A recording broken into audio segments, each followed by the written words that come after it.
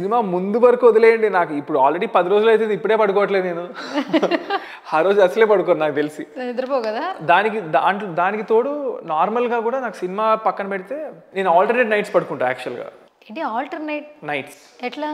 ఒక నైట్ పడుకోను. ఇంకో next night పడుకుంటా. ఇప్పుడు నిన్న నైట్ అంతా పడుకోలేదు. ఈ రోజు నైట్ పడుకుంటా. 24 అవర్స్ నువ్వు బేర్ చేయగలుగుతున్నావా? ఎట్లా నీ బాడీ పనిచేస్తుంది? ఏమో నాకు తెలియదు. అదే అర్థం కాదు. ఇప్పుడు నేను నిజంగా నిన్న నైట్ పడుకోవడానికి ట్రై చేశా కూడా. 3 అవర్స్ నేను బెడ్ మీద అలా ఉన్నా. కానీ నాకు నిద్రే పట్టలే. అప్పుడు ఇంకేం చేస్తాను, లేచి టీవీ చూసుకుంటాను, లేదంటే ఏదో పని చేసుకుంటాను. నాకు ఇప్పుడు రిలీజ్కి సంబంధించినవి చాలా ఉన్నాయి, టెక్నికల్ స్టఫ్ చేయాల్సినవి. మా ఓన్ ప్రొడక్షన్ కాబట్టి I'm deeply involved in all of that. Lyrical videos అలాంటి ఆ వర్క్స్ కూడా నేను దగ్గర నుంచి చేపిస్తాను అనమాట. సో ఆ వర్క్స్ చూసుకుంటాను. నైట్ నాకు నిద్ర పట్టదు. ఒక నైట్ నిద్రపోకపోతేనే ఇంకో నైట్ నిద్ర పడుతుంది. నో మ్యాటర్ హౌ మచ్ పొద్దునంతా నేను జిమ్ చేసి వచ్చినా, షటిల్ ఆడి వచ్చినా, ఒకటే రోజులో 3 పనులు చేసినా నైట్ నాకు నిద్ర రాదు. నెక్స్ట్ నైట్ వస్తుంది నిద్ర. మా బాబోయ్, నువ్వు నిజంగా బ్లెస్డ్ పర్సన్. ఎందుకో తెలుసా, నీకు డార్క్ సర్కిల్స్ లేవు. అంత నిద్ర రాకపోయినా డార్క్ సర్కిల్స్ వచ్చేస్తాయి కదా. ఉన్నాయి అనుకుంటా నేనైతే. అంతేం లేదు యాక్చువల్లీ, అసలు లేదు యాక్చువల్లీ. కొంచెం తిరగడం వల్ల అట్లా అనిపిస్తున్నావు కానీ నిన్న ఖమ్మం వెళ్ళావు, మళ్ళీ మార్నింగ్ వచ్చావు, మార్నింగ్ తిరుగుతూ ఉన్నావు, 3-4 డేస్ నుంచి ఇంటర్వ్యూస్ ఇస్తున్నావు, అయినా నీకు డార్క్ సర్కిల్స్ లేవు. లేదు చంద్రహాస్, ఎవరైనా సరే 6 అవర్స్కి ఇంకా ఆపేసుకుంటా ఉన్నా కూడా మన ఫీల్డ్లో లైట్స్ వస్తాయి, మేకప్ వేసుకుంటాం, బయట డస్ట్ తిరుగుతాం, మాట్లాడుతుంటాం, లైట్స్ ముందే మాట్లాడతాం కాబట్టి బాడీలో హీట్ జనరేట్ అయ్యి కొంచెం ఎంతో కొంత డార్క్ సర్కిల్స్ వచ్చేస్తాయి. ఏజ్తో సంబంధం లేదు. ఇప్పుడు సైట్ వచ్చేస్తుంది యాక్చువల్లీ. నాకు చాలా హ్యాపీగా ఉంది మీరు అలా అంటుంది. ఎందుకంటే నేను అనుకోవడం అయితే నాకు వచ్చేసినే అనుకుంటున్నాను. మరి నువ్వు మేకప్ వేసుకొని రాలేదు కాబట్టి నాకు తెలుస్తుంది. మేకప్ వేసుకోను అసలు. మేకప్ వేసుకోను, బ్రాండెడ్ క్లోత్స్ వేసుకోను, ఏది అనిపిస్తే అదే నార్మల్. సినిమాలో ఎలాగో ఆ టీం చూసుకుంటారు కదా, సినిమా వరకు సినిమాలో కాబట్టి అలా. బయట కూడా నేను మళ్ళీ మేకప్ వేసుకొని మళ్ళీ రెడీ ఆ దోపిక ఉండదు నాకు అసలు. కానీ సినిమాలో మాత్రం 2 వేరియేషన్ క్యారెక్టర్స్ చూసాం. బన్నీ ఫస్ట్ కలర్ఫుల్ షర్ట్స్ వేసుకుని ఫాదర్ దగ్గర మామూలుగా తిరుగుతాడు కదా ఆకతాయిగా, ఆ క్యారెక్టర్ బాగుంది యాక్చువల్లీ. నాకు is body at the same time మళ్ళీ జాబ్ వచ్చింది టక్ చేసుకుని మళ్ళీ కనిపిస్తూ ఉంటాడు కదా, ఆ షేడ్ కూడా చాలా బాగుంది. నువ్వు 2 షేడ్స్ చూపించావు ఇందులో. చూసా, మాకు టీజర్ లోనే బాగా అర్థమైందా? సినిమాలో ఇంకా చాలా షేడ్స్ ఉంటాయి. ఓకే, ఇంకెన్ని దాచుంచారు అయితే మాకు సినిమా థియేటర్ లో చూపించడానికి? నేను అసలు కాన్ఫిడెంట్ గా, నాకు ఓన్లీ కాన్ఫిడెన్స్ సినిమా మీద ఏంటంటే, నేను నా వరకు మిగతా వాళ్ళందరూ బాగా చేశారు, కానీ నా వరకు నాకు తెలుసు నేను చాలా బాగా చేశానని. ఎందుకంటే ఇది నేను చెప్పిన మ్యాటర్ కాదు, నాకు మన ఇండస్ట్రీ నుంచి ఉన్న లెజెండ్స్ చెప్పారనమాట. Like for example Marthand Venkatesh గారు, ఆయన the most senior legendary editor. ఆయన చేయని సినిమా లేదు, హిట్ సినిమాలు ఒక 100 పైన చేసి ఉంటారేమో. సో ఆయన మా సినిమాకి ఎడిటర్. ఆయన అందరికి తెలిసిందే, ఆయన జడ్జ్మెంట్ ఏంటంటే ముందే సినిమాకి ముందే చెప్పేస్తారు అది హిట్టా ఫట్టా అనేది. అండ్ ఆయన చెప్పింది 100% అది జరుగుతుంది అనమాట. సో ఆయన మా సినిమా కూడా చూసిన తర్వాత చెప్పారు, అనిపించి ఓపెన్గా చెప్తారనమాట అందరికీ. మీరేం పడగలే, తడిగుడ్డ వేసుకొని పడుకునే టైప్లో చెప్పారు హ్యాపీగా. ఆయన ద్వారా మేము ఒక పెద్ద ఆయన కూడా కలిసేది ఉండే అనమాట.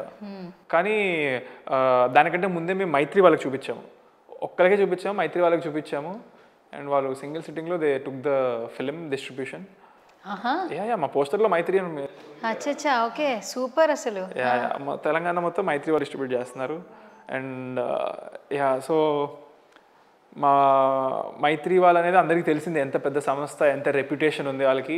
ఇప్పుడు వాళ్ళు చేస్తున్న ప్రతిదీ హిట్టే, వాళ్ళు ఉత్తిగే తీసుకోరు. అందులో ఇలా కొత్త న్యూ కమ్మర్ కొత్త సినిమా అయితే ఇంకా అసలు ఛాన్స్ చాలా తక్కువ.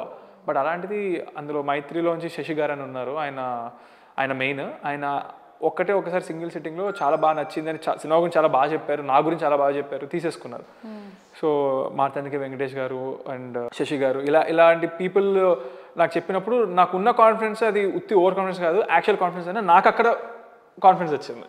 ఓకే, సో అలా అనమాట. ఈ సినిమాతో నిజంగా చాలా మెమరీస్ కలెక్ట్ చేసుకున్నావు కదా నువ్వు. డెబ్యూ ఫిల్మ్ అని ప్రౌడ్గా కాలర్ ఎగరేసి అయితే చెప్పుకోవచ్చు కదా. 100%. అసలు నీ నెగిటివ్లో ఉన్నప్పుడు నన్ను పాజిటివ్ వాళ్ళు కొంతమంది సపోర్ట్ చేశారు. ముఖ్యంగా వాళ్ళ కోసమే నేను దృష్టి పెట్టుకొని నా ఒళ్ళు దగ్గర పెట్టుకొని నేను చేశాను అనమాట. అంటే వాళ్ళు అంతమంది వాళ్ళ మీద నాతో పాటు వాళ్ళ మీద కూడా పడిపోతున్నట్టే. అంటే 1000 మందిలో 1-2 సపోర్ట్ చేశారు అనుకోండి. నేను అనేది కమెంట్స్లో పాపం నేను చూసేటోండి. నేను 1-2 కామెంట్ చేస్తే వాళ్ళకి నువ్వు ఎందుకు సపోర్ట్ చేస్తున్నావు అతనికి అన్న టైప్లో వాళ్ళకి నెగిటివ్గా పెట్టారు. వాళ్ళు నా కోసం పడ్డం ఏంటని వాళ్ళ కమెంట్ డిలీట్ చేసేసేటోండి. మళ్ళీ వాళ్ళు చూసి ఫీల్ అవుతారు కదా అని చెప్పి నాకు మొన్నటిదాకా నేను చాలా గుడ్ కామెంట్స్ అన్ని డిలీట్ చేసేసేవాడిని. నాకు పాజిటివ్ వచ్చినవన్నీ. ఇప్పుడు ఎక్కువ పాజిటివ్ వస్తున్నాయి కాబట్టి చేయట్లేదు, కానీ ఎందుకంటే అంత నెగిటివిటీలో వాళ్ళ మీద నెగిటివ్ పడితే నేను తీసుకోలేదు. సో వాళ్ళు ఎటువంటి నన్ను సపోర్ట్ చేసినందుకు బ్యాడ్ ఫీల్ అవ్వకూడదు అనే దాంతో నేను చాలా ఒళ్ళు దగ్గర పెట్టుకొని చేశాను అనమాట ఈ సినిమా. కాన్ఫిడెన్స్ అంటే లేదంటే కామెంట్స్ అంటే నాకు ఒకటి గుర్తొచ్చింది. ఫస్ట్ నువ్వు గ్లిమ్స్ రిలీజ్ చేసి ప్రభాకర్ గారు అబ్బాయి అని చెప్పి ఇంట్రడ్యూస్ చేసినప్పుడు ఆ తర్వాత ఆ కంటెంట్ చూస్తే ఓవర్ నైట్లో స్టార్ అయిపోయినట్టు ఓవర్ నైట్లో ట్రోల్ చేసి పడేశారు. అంటే ఫస్ట్ టైం ఎలా ఉంటుందంటే ఇప్పుడు ఇంట్లో ఒక ఫంక్షనే జరుగుతుంది అనుకో, ఒక పాజిటివ్ వైపుతో స్టార్ట్ చేస్తే ఫ్యామిలీ అంతా హ్యాపీ ఉంటుంది. అది పెద్ద ఫంక్షనే అనుకో, ఇప్పుడు నిన్ను హీరోగా ఇంట్రడ్యూస్ చేయడం అనేది ప్రభాకర్ గారికి మీ అమ్మగారికి చాలా పెద్ద విషయం, చిన్న విషయం కాదు. అలా మార్కెట్లోకి అలా తీసుకెళ్తుంటే వెంటనే ఒక అనుకోని విధంగా ట్రోల్స్ కమెంట్స్ వస్తే ఖచ్చితంగా నీది మెచ్యూర్గా నువ్వు బాగా మెచ్యూర్గా ఆలోచించిన అమ్మకి ఎక్కడో ఒక చిన్న బాధ ఉంటుంది, అయ్యో నా కొడుకుని ఇలా అంటున్నారే. నాన్నకి ఎక్కడో ఇప్పుడు ఆల్మోస్ట్ నానేమి తెలియని వాళ్ళు కదా, ఇండస్ట్రీలో ప్రతి ఒక్కరికి తెలుసు, స్మాల్ స్క్రీన్ మెగాస్టార్ అంటుంటారు ఆయన్ని. అంత నెగిటివిటీ వచ్చింది. ఆ టైంలో కూడా ఎక్కడ నువ్వు డిస్టర్బ్ అవ్వలేదా చంద్రహాస్?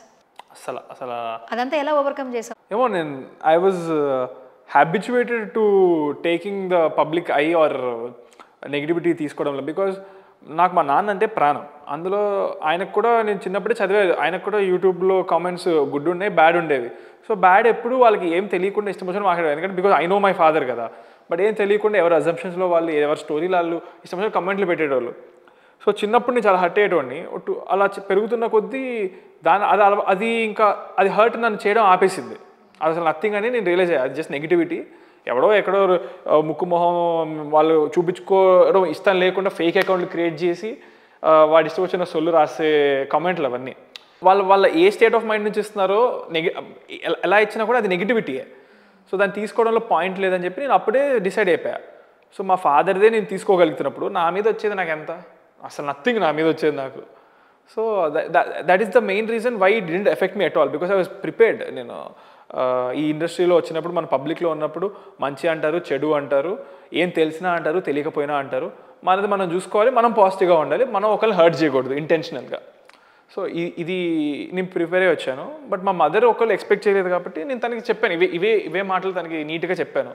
నేను అస్సలు బాధపడట్లేదు, జరిగింది మన మంచికే, చాలామందికి తెలిసాను, దీనికంటే నువ్వు ఇంకా ఎక్కువ బాధపడేదాన్ని ఒకవేళ ఎవరికి తెలియకుండా మనం పెట్టిన ఈవెంట్ ఏం తెలియకుండా వచ్చిరా అన్నట్టు వెళ్ళిపోయి ఉంటే ఇంకా బాధపడేదానివేమో అమ్మ, ఆలోచించు ఒకసారి. ఇప్పుడు కనుక నేను ఫ్యూచర్లో హిట్ కొట్టాను అనుకో, మనకి అసలైన కిక్ వస్తుంది. ఇంతమంది నో చెప్పిన తర్వాత మనం వాళ్ళతో ఎస్ చెప్పించుకుంటే అది అసలైన కిక్ అమ్మ. ఉత్తిగా మనం హిట్ కొడితే కూడా అంత హ్యాపీనెస్ రాదు అని చెప్పి ఇలాంటివి చాలా చెప్పి ఒక 2 days తర్వాత షీ బికేమ్ నార్మల్. బట్ మా మమ్మీ ఒక్కతే బాగా ఫీల్ అయింది మా ఫ్యామిలీలో. మిగతా అందరం మేము ముగ్గురం we're mentally strong, it's fine. And అమ్మ ప్రెస్ మీట్లో చాలా ఎమోషనల్ అయ్యారు. ప్రతి ఒక్క ఇంట్లో ఉన్న అమ్మ ఆ ఎమోషన్ కనిపించింది. అండ్ సినిమా గురించి కూడా మీరు నచ్చితే సినిమా అందరికీ చెప్పండి, ఫస్ట్ ఒక్కలే చూడండి, తర్వాత అందరికీ చెప్పండి బాగుందని. ఎంత కాన్ఫిడెంట్గా చెప్పారు అసలు. అలాంటి సినిమా మీద అంత నమ్మకం, మీ పైన కూడా అంత నమ్మకం అని చెప్పొచ్చు. సో అమ్మ గురించి చెప్పాలంటే వాటి చూసే మా మదర్ అదే she became emotional and everything. So అందుకే తను ఒక్కదాన్ని మేము ఇంటర్వ్యూలు పంపట్లే, మళ్ళీ ఎమోషనల్ అవుతాను. అంటే తనకి ఎందుకో తెలియదు, సినిమా గురించి మాట్లాడితే వచ్చేస్తుంది టపటపటప కన్నీళ్ళు తనకి. అంటే ఇంకా అయిపోయింది, ఇంకా సాధించేసా అన్న దాంట్లో ఉంది, తను చేస్తాడన్న కాన్ఫిడెన్స్ ఉంది తనకి. So she's getting happy tears అదంతా.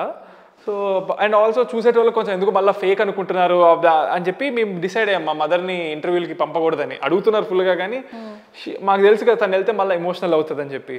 సో అందుకని చెప్పి we're not letting her do any interviews.